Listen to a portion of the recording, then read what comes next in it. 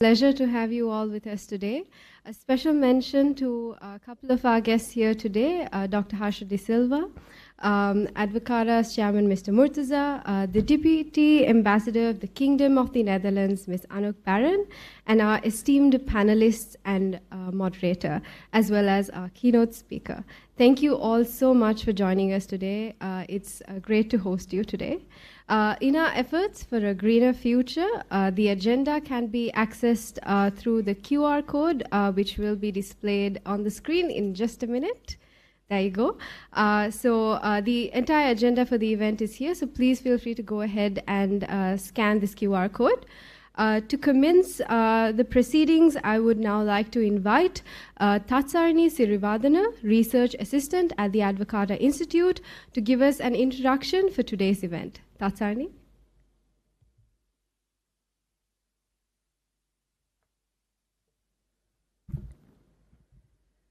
Ladies and gentlemen, we take great pleasure in launching the Women's Policy Action Network this evening.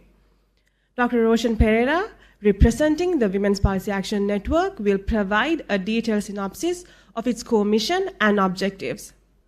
However, as a young woman with lots of aspirations and dreams making her way through the crossroads of Sri Lanka's labor force, I would like to ask you this question. How do we empower women? Well, the answer really is that creating an economic system that meets the aspirations of all women. This can also be the single growth accelerator before our ailing crisis-ridden economy. Empowering women goes a long way, and it is a long road, but it can start now.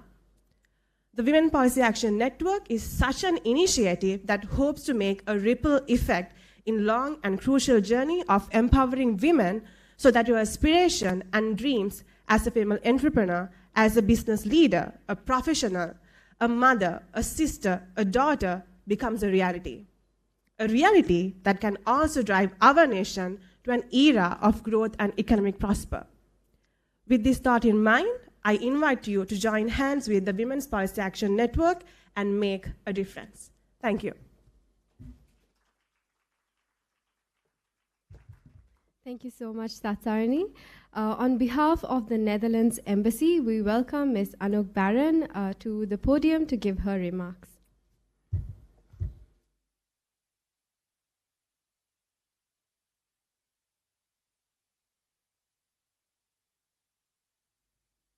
Yes, thank you for giving me that opportunity, and good evening or afternoon, everybody. Because today is an important moment, I think, for us as the Netherlands Embassy, because we're proud to actually support this initiative. Today, Advocata is launching the Women's Policy Action Network, which is, of course, part of their works towards creating a robust policy action group that can advocate for change. And Sri Lanka is going through a lot of change. You have a much better understanding and vision on where that should be going. But what we as the Netherlands Embassy find important is that women's visions are part of that change that Sri Lanka is going through, will be going through. And that makes this a very fundamental and timely topic. Women's economic empowerment, like you were also saying, and what are the barriers that need to be addressed? Because in the Netherlands too, it is sometimes something that has been very important to us for a long time. Many steps have been taken, but actually, despite the progress, it is still work in progress. And back home, as in Sri Lanka, women have always played an important role in society, but it's not reflected at the decision table and in processes of change. So even though women make up half of the world's population, it is rare to find a place where they are equally represented in places where decisions are made, also about their own lives. And in the Netherlands, we are trying to address this through a new policy lens in our foreign policy. Equality is actually one of the cornerstones of the Dutch constitution, and that is why the government is now actively pursuing a feminist foreign policy. So what does that actually mean? And ultimately, it's connected to why we support this initiative of Advocata. It's while promoting women's rights and gender equality has been a key focus of the Dutch foreign policy for a long time, it is actually only in recent months that we put it into action in various ways and also started to call it that way. Feminist foreign policy means to us that we are protecting human rights and promoting meaningful participation in decision-making by women, but also the LGBTIQ+ community. The vision of our feminist foreign policy are the 4 R's. So that's rights, representation, resources, and reality check. Women all over the world, they must be able to claim their universal rights and know that they are safeguarded from violence. So that's where rights comes in. Then they must be represented and take part in the political decisions. That's where representation comes in. There must be sufficient resources to actually achieve those goals, resources. And then circumstances, they differ all around the world, and a particular approach will not have the same effect everywhere. And it's the local communities, the women and men in that local communities, I'm also calling out men, who have to drive that locally. So we have to implement our policy goals in a way that is appropriate and driven by the local context. That's what we call the reality check.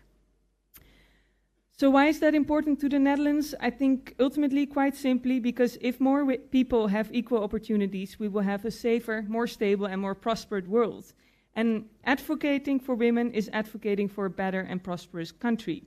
And as Sri Lanka is embarking on a reform agenda, I cannot think of a better time to launch this policy action network in Sri Lanka, which is why we decided to support it. Because as long as the rights of women and girls remain uncertain, they will face discrimination, including in financial and legal terms, unequal access to property, land, inheritances, loan and education. And that violates the right of women and children, exposing them to poverty, dependence and violence. So to work towards progress is to answering ultimately philosophical questions. What needs to change? What more needs to be done now? We have looked at the progress of women in many areas, the right to vote, women's education, women in the workforce, women on boards. And these are all very important matrices, but there remain cultural, social, and structural hurdles, and we need to deal with those too.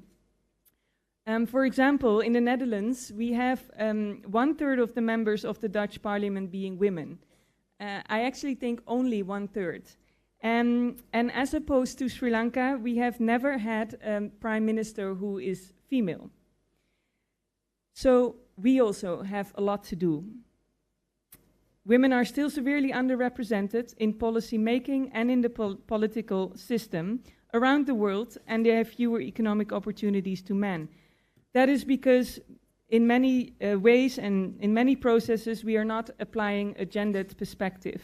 And a society that does not recognize the equal position of women in practice is a society which can never live up to its potential. So as Advocata's work in this area will examine a basis for evidence-based policy reform, I hope that you, an active and influential audience, will support and contribute to the solutions, not in terms of accepting differentials and then seeing what can be done to correct that, but instead of starting accepting equality, and any differential treatment then has to be justified. So equality must just not be formal, but be substantive and take into account the unique challenges that women face locally and the specific effects that policies have on them to truly level the playing field. Start with accepting equality, and any differential treatment then has to be justified. So in closing, I would like to thank my colleagues, especially Shanila, who together with the Advocata team behind the scenes did everything to get this going.